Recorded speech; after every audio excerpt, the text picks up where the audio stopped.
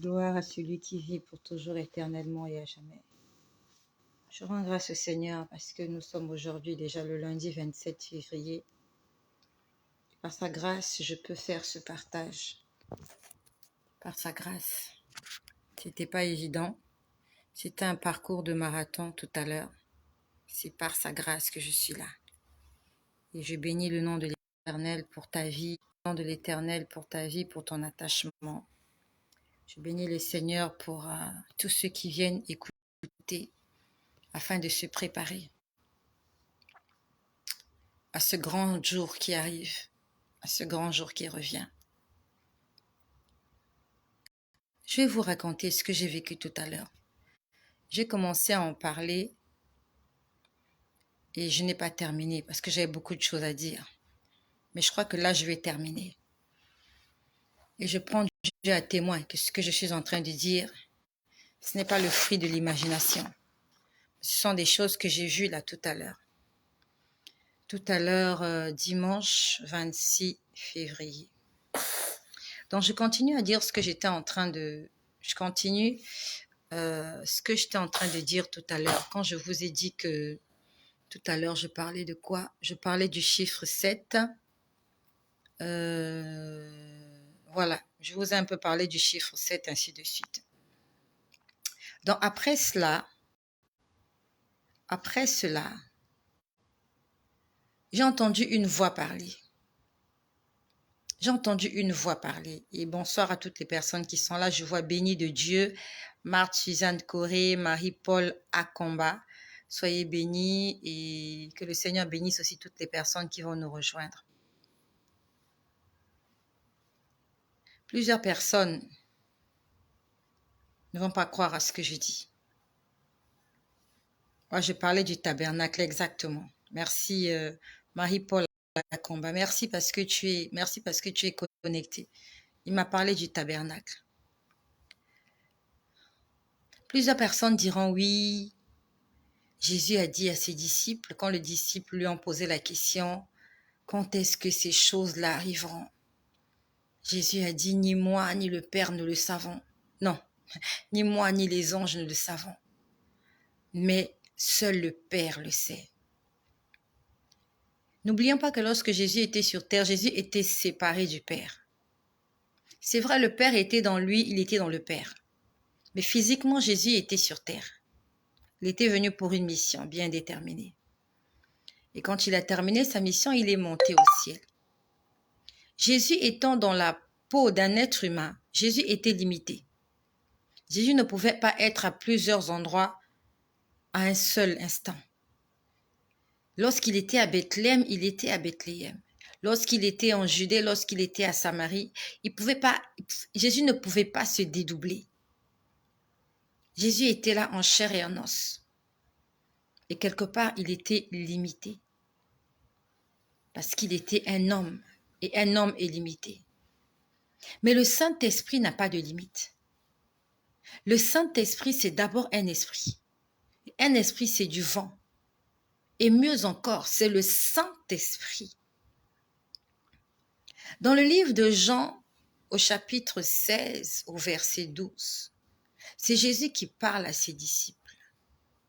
Écris-le, afin que tu ailles le lire et que tu médites à ce sujet. Dans le livre de Jean, au chapitre 16, verset 12, Jésus parle à ses disciples et il dit, « J'ai encore beaucoup de choses à vous dire, mais vous ne pouvez pas les supporter maintenant. » Donc ça veut dire que Jésus avait des choses à dire aux disciples. Il n'avait pas fini de parler. Il n'avait pas fini de les enseigner, de leur enseigner, de les enseigner. Jésus n'avait pas fini. Il voulait rester plus longtemps. Il voulait faire plus de choses.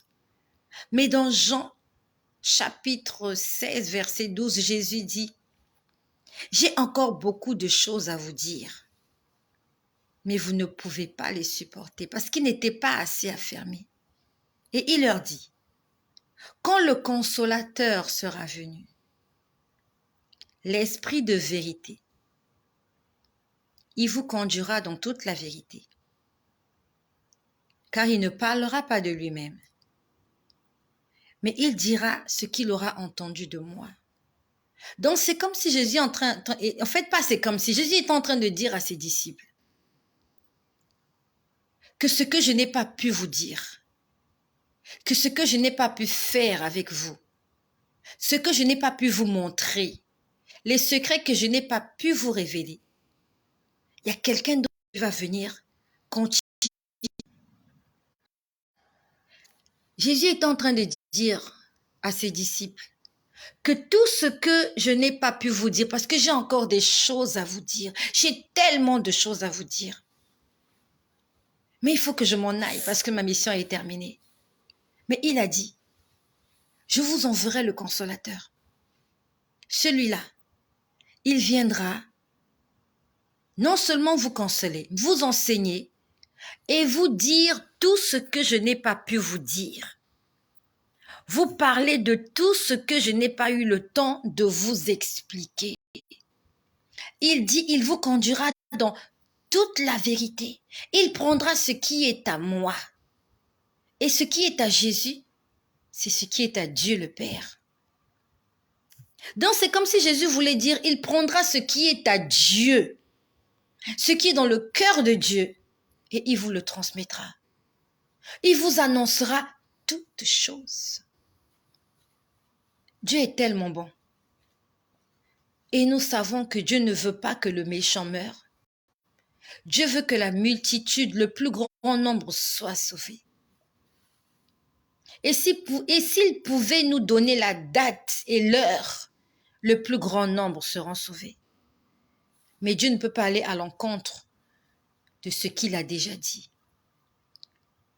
Il ne nous donnera pas la date, pas l'heure, mais il va nous donner des signes afin que nous puissions nous retrouver.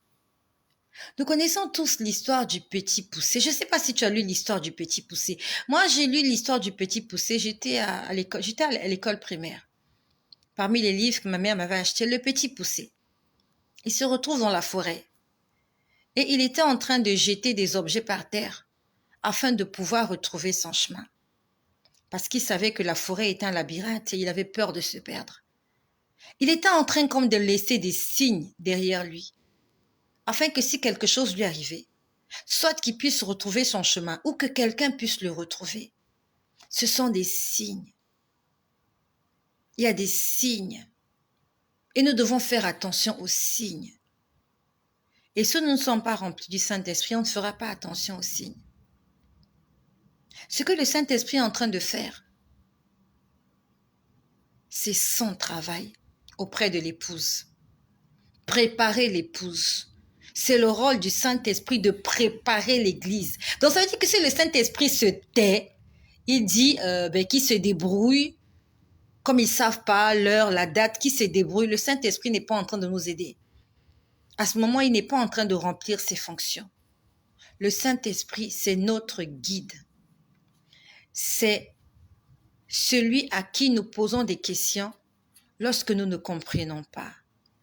Donc ça veut dire que si tu viens ici, tu n'as rien compris. Pose la question au Saint-Esprit de te révéler si ce que je dis est vrai ou faux. C'est vrai, Jésus à la croix, il a dit tout est accompli, oui. Mais il avait promis qu'il nous enverrait un esprit qui va nous accompagner et qui fera en sorte que nous ne soyons pas orphelins. Il va nous révéler tous les secrets cachés. Et en ce temps-là, il ne pouvait pas le dire aux disciples parce que les disciples n'étaient pas assez mûrs. Ils étaient habitués à rester avec Jésus. Et comme lui-même Jésus a dit, tant que l'époux est là, l'épouse ne jeûnera pas. Donc il y avait comme un petit laisser-aller. Ils jeûnaient pas, ils étaient là avec Jésus. Mais c'est quand Jésus est parti et quand le Saint-Esprit est descendu sur le jour de la Pentecôte, qu'ils ont été réellement convertis.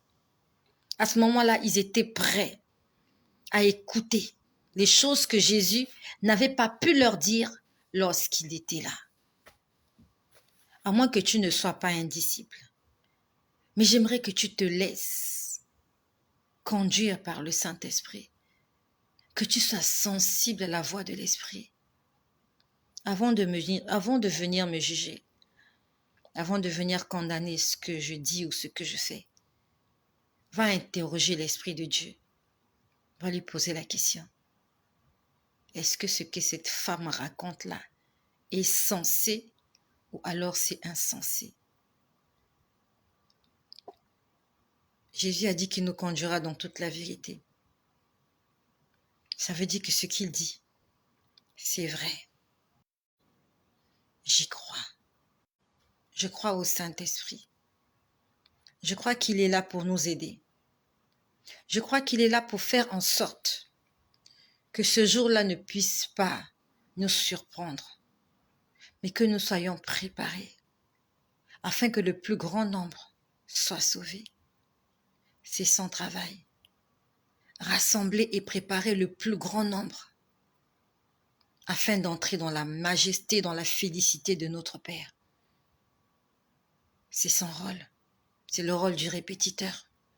Répéter, avertir, consoler, fortifier, soulager, édifier, parler. Et s'il faut exercer la chicotte, de temps en temps, un peu de chicotte. Pas pour tuer, pas pour détruire, mais pour nous ramener à l'ordre. Comme le berger qui a non seulement la houlette, mais qui a aussi son bâton. La houlette et le bâton. Donc, j'étais en train de parler du tabernacle. Cet après-midi, après que j'ai demandé à Dieu de m'expliquer cette vision que j'ai vue à l'église, j'ai entendu quelqu'un parler. La personne a dit, dans le tabernacle, il y avait 4 personnes. J'ai entendu, dans le tabernacle, il y avait 4 personnes. Je me suis dit, mais qu'est-ce que c'est? Qu'est-ce que ça signifie? Tu connais le tabernacle? Le tabernacle, c'est, on va dire, c'est cette maison-là que Moïse avait construite sur la recommandation de Dieu.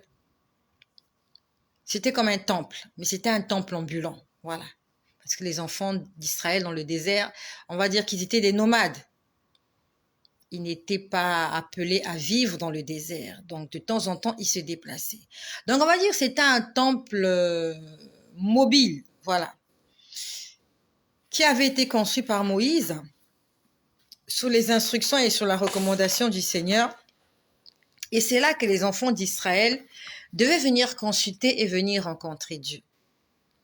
Si tu veux tout un cours au sujet du tabernacle, tu n'as qu'à aller lire l'Ancien Testament. Commence à lire à partir de Exode 20, lorsque les enfants d'Israël sont sortis d'Égypte. Ils ont reçu les 10 commandements.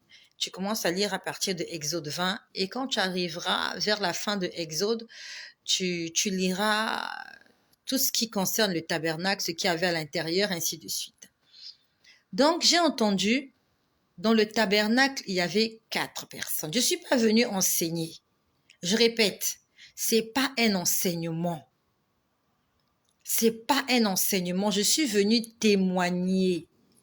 Témoigner, c'est dire ce qu'on a vécu, dire ce qu'on a vu, dire ce qu'on a entendu.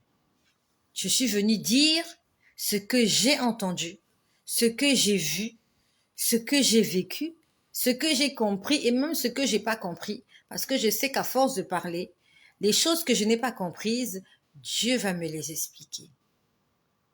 J'entends la voix qui me dit dans le tabernacle, il y avait 4 personnes. Je me suis dit, qu'est-ce que ça signifie? J'ai dit, ça signifie quoi dans le tabernacle, il y avait 4 personnes? Nous connaissons que dans le tabernacle, il y a le parvis, il y a le lieu saint et il y a le lieu très saint. C'est un enseignement que tu dois recevoir aussi. Si tu n'as pas lu cela, on doit t'enseigner cela. Il y avait le parvis où il y avait tout le monde. Il y avait le lieu saint et il y avait le lieu très saint. Ça, c'est un autre enseignement et je dis bien que je ne suis pas venue enseigner. Je ne suis pas venue prêcher. Je suis venue témoigner. Et quand j'entends cette voix qui me dit que dans le tabernacle, il y avait 4 personnes, je vois que, là, je suis dans ma chambre. Je vois qu'au niveau, à ce niveau-là, quelque part par ici, par terre, voilà, là où il y a, voilà, un peu vers là où il y a le tapis, je vois quelque chose apparaître. Juste là où il y a le tapis là. Je ne sais pas si vous voyez. C'est pas très visible, mais ici. Oh mon Dieu, où est où mon doigt? Voilà. Quelque part ici, je vois une espèce de quelque chose qui était posé par terre. Pourtant, cette chose-là, visiblement, il n'y en a pas dans ma chambre. Dans ma chambre, je n'ai pas cette chose-là. Mais l'après-midi, j'ai vu quelque chose apparaître. Donc, dans l'après-midi, j'ai vu quelque chose apparaître là, par terre. C'était comme 4 tubes. Bon, on va dire des tubes. Tuyaux ou tubes. C'était comme 4 tuyaux dorés. Quand je dis doré, couleur or. J'ai fait un dessin. Je vais vous montrer les dessins tout à l'heure. C'était comme 4 tubes de couleur dorée qu'on avait croisés. Et au milieu de ces 4 tubes qu'on avait croisés et qui formaient comme un triangle, il y avait un tapis. Tapis, T-A-P-I-S. C'était un tapis de couleur rouge avec des motifs dessus, mais c'était rouge, avec des motifs dessus. Et ce tapis-là était lié à ces tubes dorés par des espèces d'anneaux, des anneaux. J'ai essayé de faire un dessin. Je ne suis pas très bon dessinateur ou dessinatrice, je ne sais pas. J'ai essayé de vous faire un dessin. Ça ressemblait un peu à ça.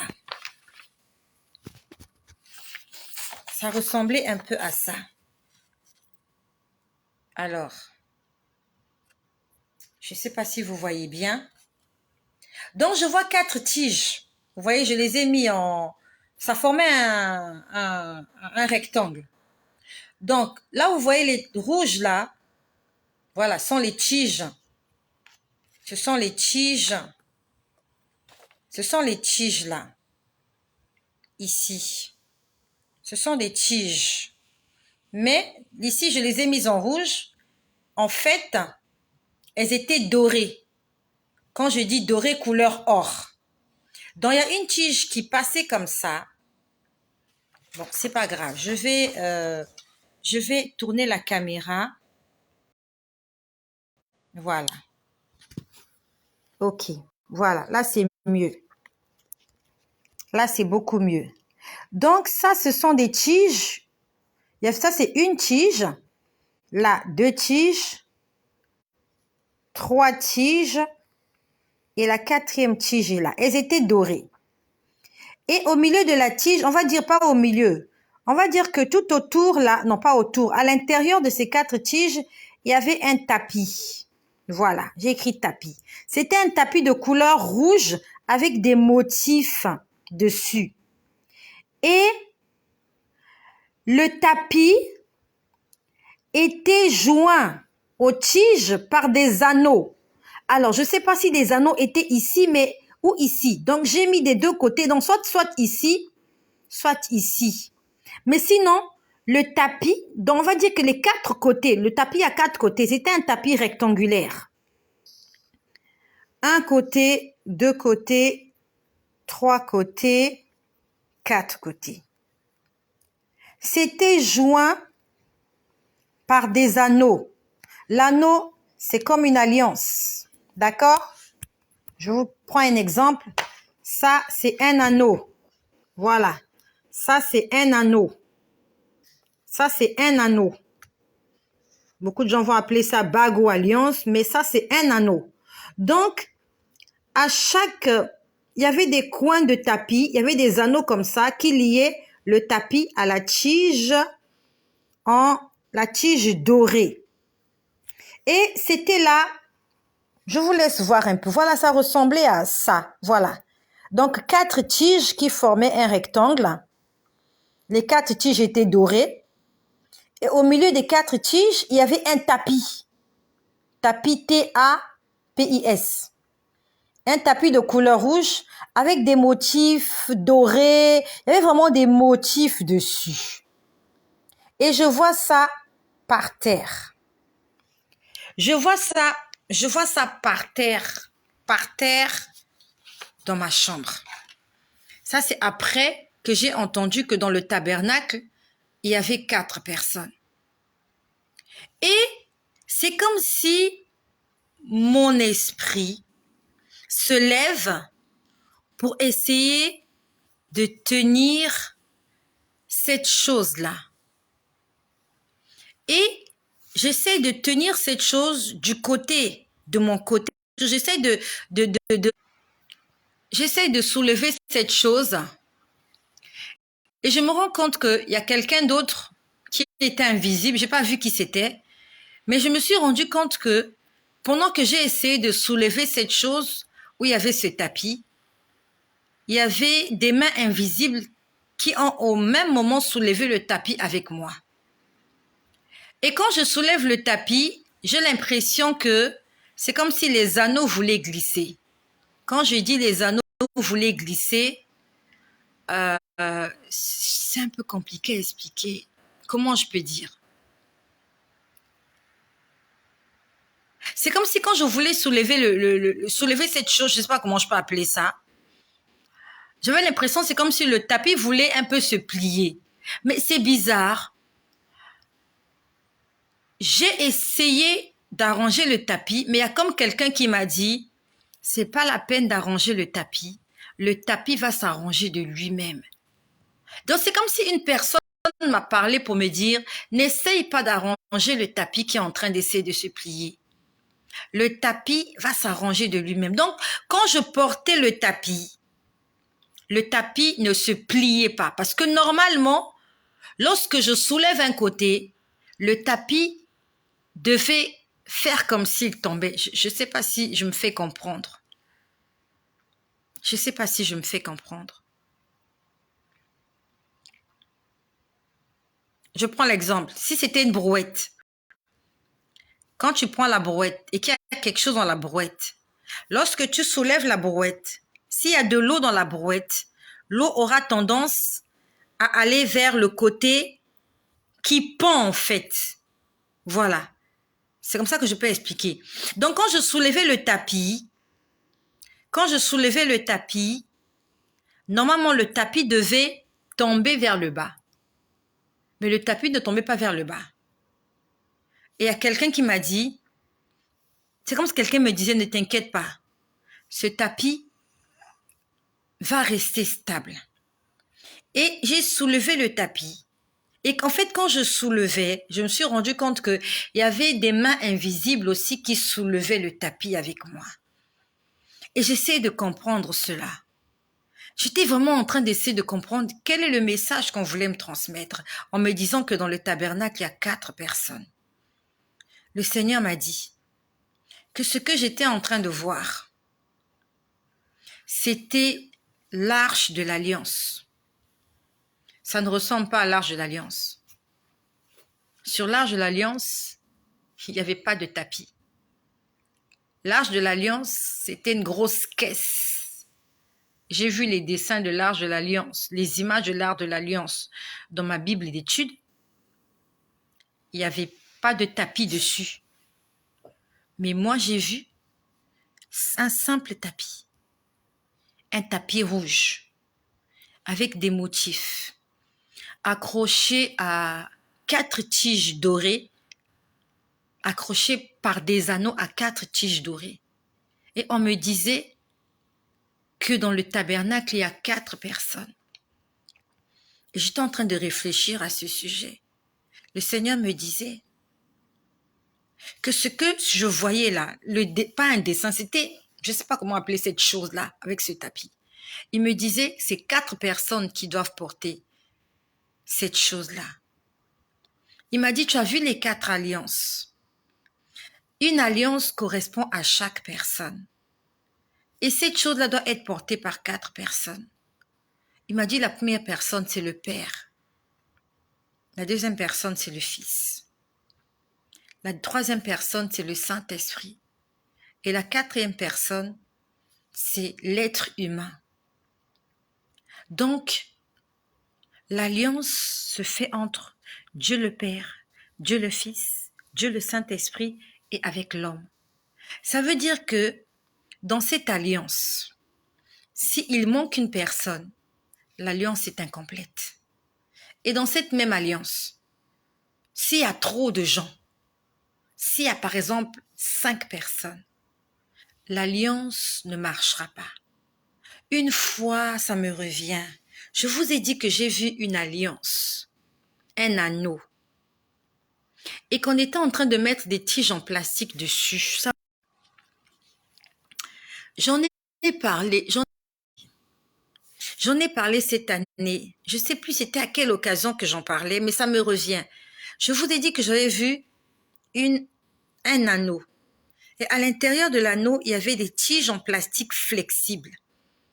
Et à l'intérieur de cet anneau, il y avait 3 tiges. Et on essaie de mettre une 4e.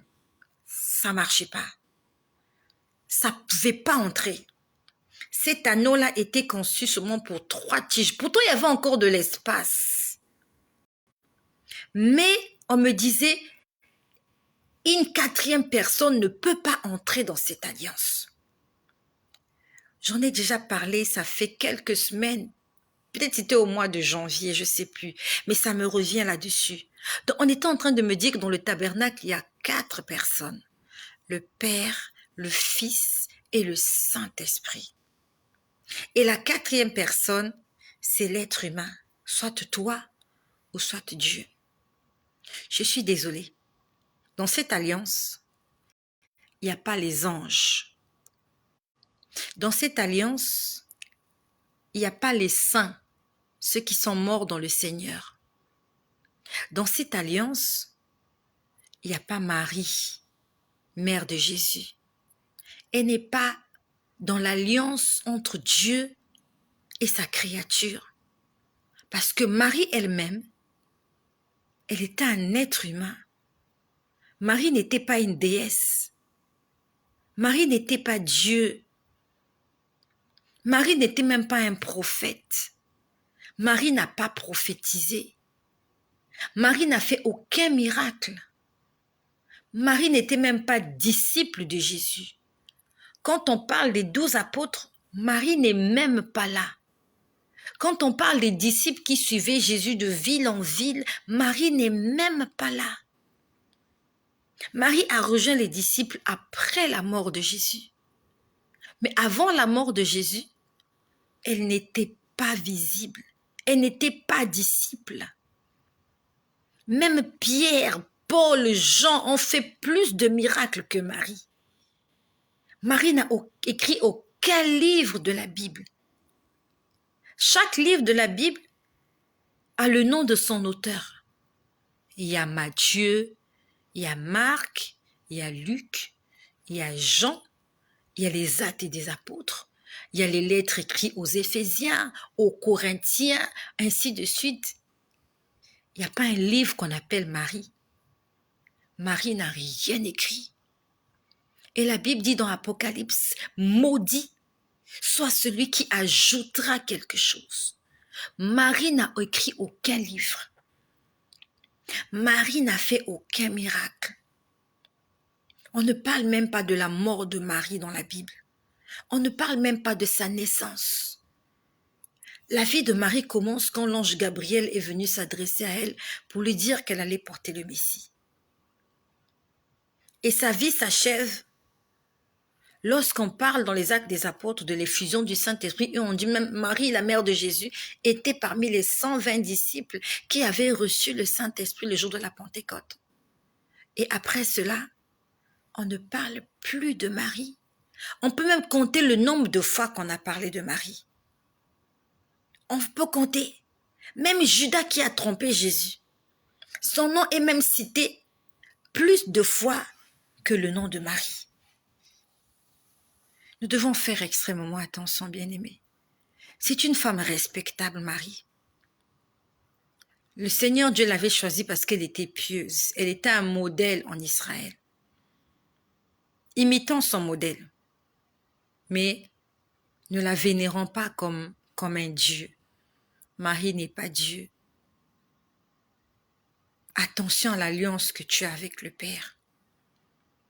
Et quand j'ai compris cela, quand j'ai entendu il y a 4 personnes dans le tabernacle. Le Seigneur me l'a expliqué.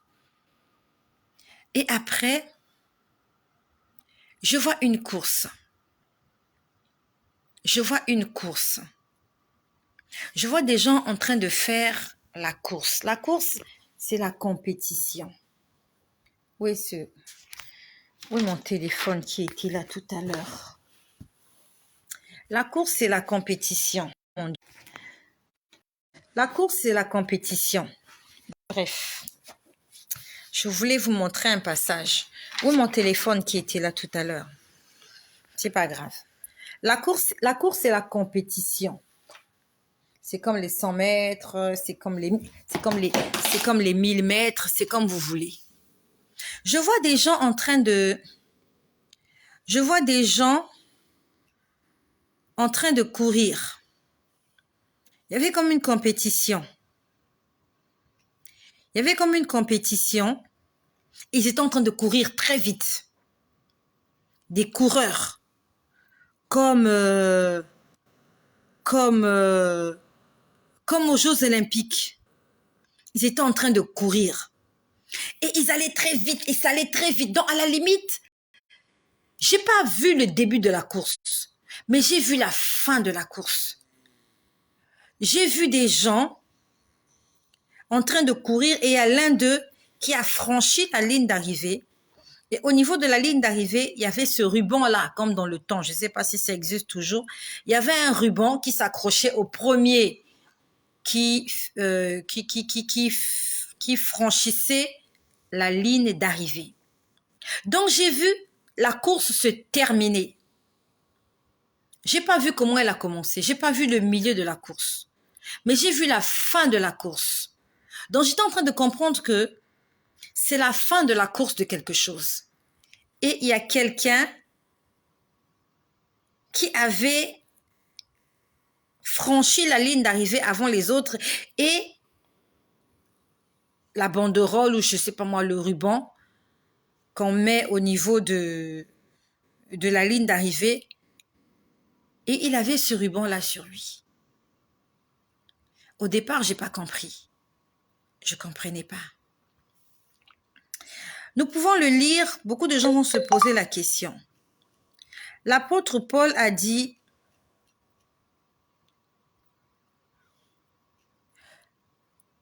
que nous sommes comme des gens qui sont en compétition. Je suis en train de chercher le verset. Je suis désolée, je n'ai pas préparé ce direct.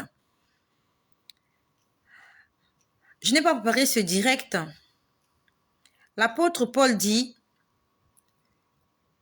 moi, je cours non pas comme à l'aventure. Je frappe non pas comme battant l'aile. Donc, c'est comme s'il est en train de dire, la vie est une course. Et au bout de la course, il y a des perdants, il y a des gagnants, et il y a des récompenses aussi. Et il dit, je traite durement mon corps et je le tiens assujetti. Je cours vers un but, ça c'est dans Philippiens chapitre 3 verset 14. Il dit je cours, donc ça dit que c'est une course. Je cours vers un but. Et quand je suis en train de lire ce verset, j'aimerais poser la question à quelqu'un. Tu cours pourquoi? Tu es derrière cette chose-là, pourquoi? Qu'est-ce que tu attends? Quelle est la récompense que tu veux avoir après avoir couru derrière cette chose-là, derrière laquelle tu es en train de courir? Je cours vers le but pour remporter le prix de la vocation céleste. Ça, c'est Paul qui écrit aux Philippiens. Philippiens chapitre 3 verset 14.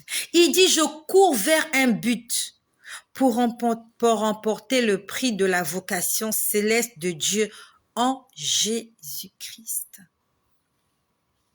J'ai vu la fin de la course. Le début de la course, je ne l'ai pas vu. Le milieu, je ne l'ai pas vu. J'ai vu la fin de la course.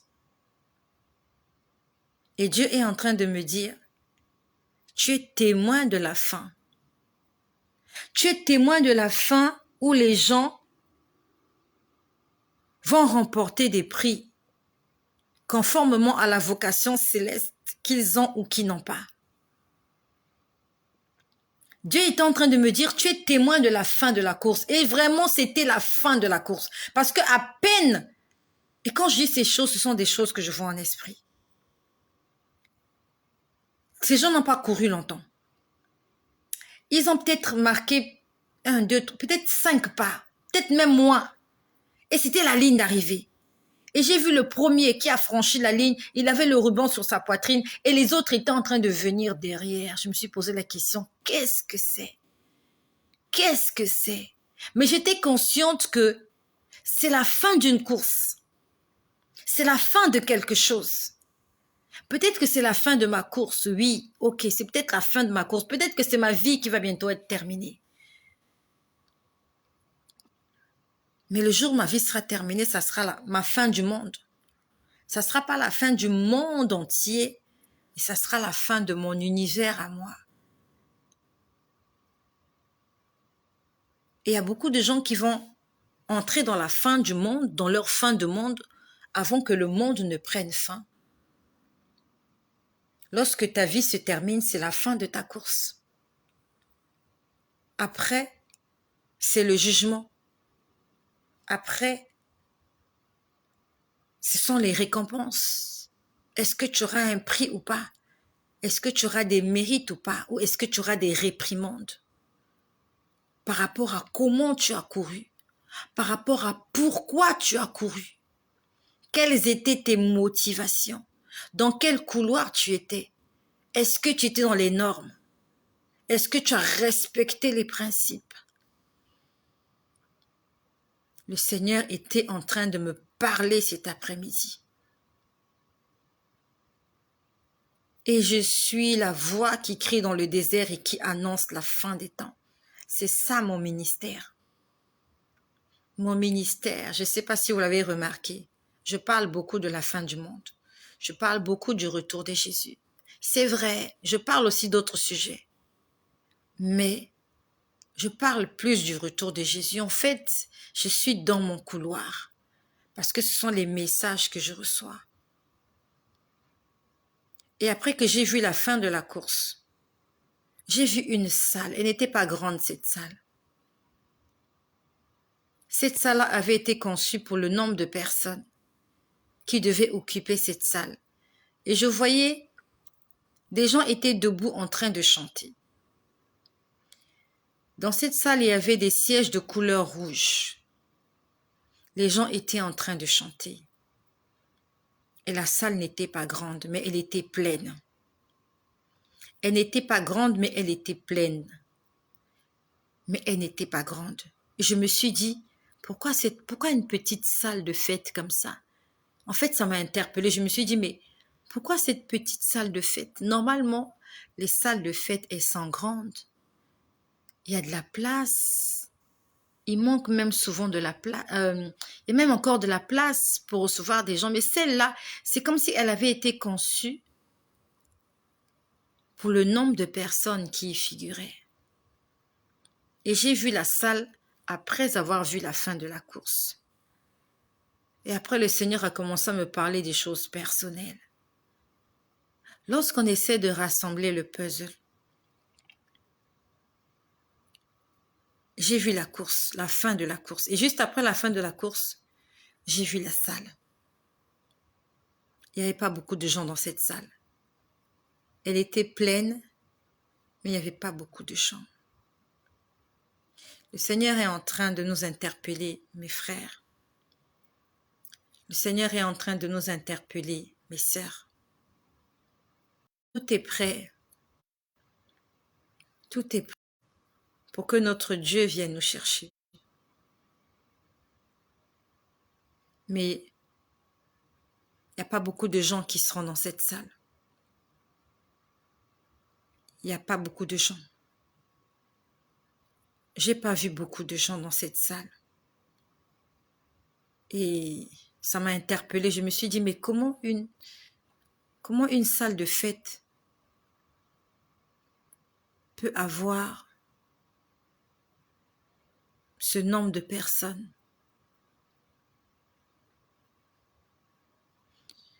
Le Saint-Esprit est en train de parler dans nos cœurs. Je sais que c'est pas facile d'abandonner le péché. Je sais que c'est pas facile de servir le Seigneur. Je sais que c'est pas facile. Je suis passée par là. Pendant des années, j'ai lutté avec mon corps, avec ma chair, avec mon âme. Mais quand tu rencontres le Saint-Esprit, il te donne la force de combattre le péché. Jésus a dit, c'est lui qui vous convaincra de péché, de justice et de jugement. Ça veut dire que tant que quelqu'un n'est pas baptisé du Saint-Esprit, tant que quelqu'un n'a pas fait une rencontre personnelle avec le Saint-Esprit, il va continuer à lutter contre le péché, contre la justice et contre le jugement. Tu dois être baptisé du Saint-Esprit, tu dois rencontrer le Saint-Esprit, tu dois inviter le Saint-Esprit dans ta vie. Sans lui, tu ne pourras pas t'en sortir. Tu vas faire des efforts, mais tu vas toujours tomber. Tu tomberas encore et encore. Parce que tes efforts sont vains. La Bible nous dit, celui qui bâtit sans l'Éternel bâtit en vain. Si tu essaies d'abandonner le péché par toi-même, tu ne pourras pas. Tu tiendras un moment, mais un jour tu vas tomber. Mais quand tu as le Saint-Esprit, comme Joseph devant la femme de Potiphar, tu peux fuir. Tu ne te laisseras pas embobiner par les désirs de ta chair. Tu peux vivre dans la chasteté quand tu as le Saint-Esprit. Tu peux partager ta vie avec un homme et vivre dans la chasteté quand tu as le Saint-Esprit. Beaucoup de gens n'y croient pas. Beaucoup de gens croient que la chasteté, c'est juste des mots. Non, il y a des gens qui vivent dans la chasteté. Et je connais, moi, des gens qui vivent dans la chasteté. Même s'ils dorment dans le même lit qu'un homme, ces gens-là tiennent le coup. Parce qu'il y a le Saint-Esprit qui est là, qui nous convainc du péché, de justice et de jugement. Si tu ne crois pas en la chasteté, ça veut dire que tu n'es pas converti. Si tu ne crois pas que deux personnes peuvent vivre dans la même maison sans avoir de rapport sexuel, ça veut dire que tu n'as pas rencontré Dieu. Tu ne connais pas la puissance de la crainte de Dieu. Tu n'es pas converti. Quelqu'un peut vivre dans la chasteté. Et moi, je connais quelqu'un qui vit dans la chasteté depuis plusieurs années. Même le fait que la personne côtoie le père de ses enfants, le père de son enfant. Mais étant donné que Dieu est contre cette relation, la personne vit dans la chasteté. C'est possible. C'est possible. Avec Dieu. Tout est possible avec Dieu. Même il a dit, avec Dieu, nous ferons des exploits. Et il écrasera nos ennemis. Et c'est qui notre ennemi? Notre ennemi, c'est le péché. Si jusque-là, tu n'arrives pas à écraser l'ennemi, c'est parce que Dieu n'est pas avec toi. Laisse Dieu prendre le contrôle de ta vie. Toi, obéis juste. C'est possible de ne pas pécher. Si il a dit soyez saints, c'est parce qu'il sait que c'est possible d'être saint. Si tu apprends à ton fils à nager, c'est parce que tu sais qu'il peut nager. Si tu apprends à ton fils à conduire une voiture, c'est parce que tu sais qu'il peut conduire la voiture. Il a l'âge, il a la taille pour conduire une voiture, raison pour laquelle tu lui apprends à conduire la voiture. Si tu laisses ta fille toucher des casseroles à la maison, à la cuisine, c'est parce que tu sais qu'elle est apte à pouvoir maîtriser une casserole qui est au feu. Tu ne demanderas pas à un enfant de 2 ans de faire des omelettes, à moins de jouer à la dinette. Mais à partir du moment où tu laisses un enfant entrer à la cuisine, c'est parce que tu sais que cet enfant, tu peux lui confier des tâches et des responsabilités. Et si Dieu nous dit, soyez saints, c'est parce qu'il sait que nous pouvons être saints et qu'il a mis en nous une capacité. Nous avons atteint un certain âge, une certaine maturité. Comme Jésus a dit à ses disciples dans Jean 16, 12, j'ai encore beaucoup de choses à vous dire, mais vous n'êtes pas prêts de les recevoir. Mais quand le Saint-Esprit viendra, vous serez prêts. Et quand Dieu te dit, tu dois être saint, c'est parce qu'il sait que tu es prêt, tu as l'âge, tu as assez d'outils.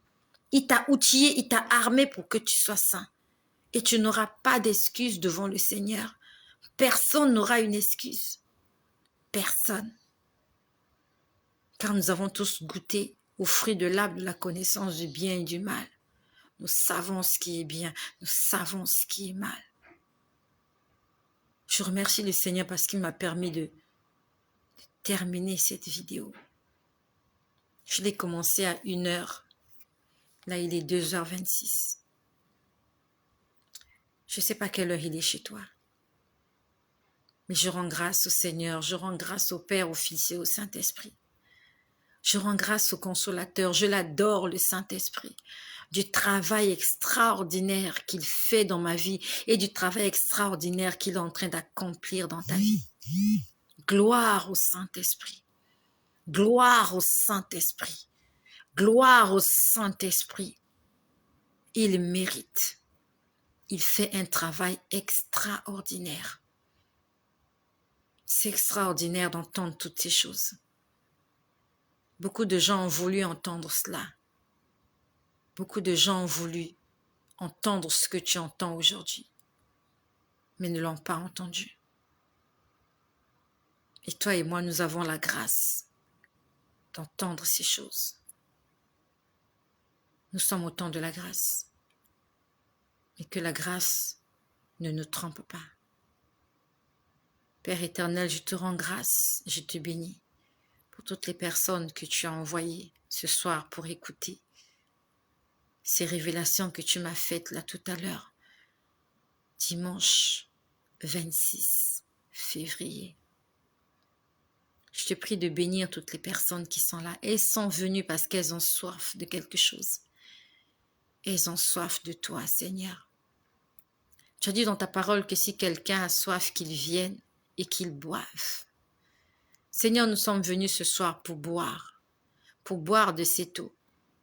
Cette eau dont la source est intarissable, comme tu avais dit à la femme samaritaine, que si elle buvait de ton eau, qu'elle n'aura plus jamais soif. Seigneur, nous voulons boire de cette eau vive qui sort du grand rocher, du rocher des âges. Seigneur, abreuve-nous, remplis-nous de ton esprit, manifeste-toi dans nos vies. Saint-Esprit de Dieu, viens remplir dans toute la plénitude. Saint-Esprit, viens te manifester. Et nous sémons le trouble dans la vie de toutes les personnes qui se mettraient au travers de notre chemin. Toutes les personnes qui se mettraient au travers de notre salut. Qu'ils soient expulsés. Qu'ils soient chassés. Qu'ils soient déroutés. Toutes les personnes qui veulent nous induire en erreur. Toutes les personnes qui veulent nous pousser à la désobéissance. Toutes les personnes qui veulent nous pousser à t'abandonner, Seigneur.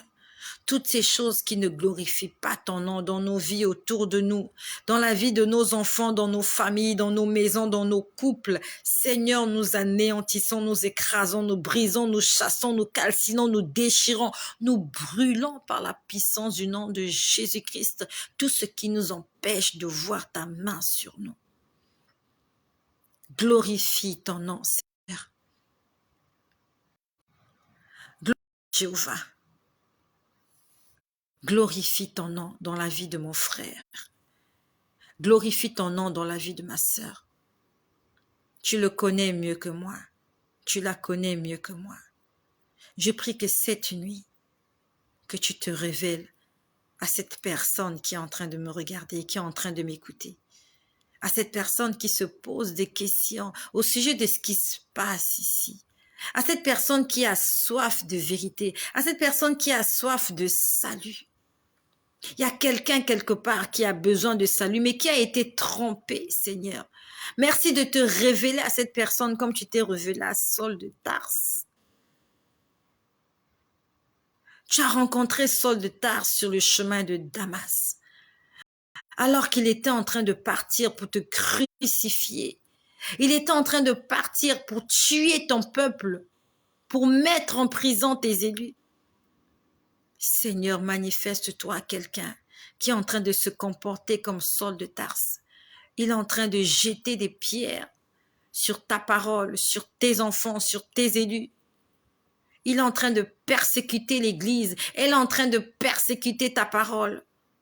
Seigneur, révèle-toi à toutes ces personnes. Car toi, tu ne veux pas que le méchant meure. Mais tu veux qu'il se confesse et qu'il parvienne à la vérité et au salut. Seigneur, merci de guérir toutes les personnes qui sont malades. Toutes les personnes qui sont alitées, Seigneur, par la puissance du nom de Jésus. Ces personnes se lèvent maintenant et se mettent à marcher. Celui qui a mal à la tête est délivré, il est restauré. Celui qui a mal au dos, au cou, quelle que soit la douleur, Seigneur, tu es Dieu et la guérison se trouve entre tes mains. Merci. Merci, Saint des Saints. Merci, Seigneur. Merci. Continue à nous utiliser pour la seule gloire de ton nom. Amen. Notre Seigneur et notre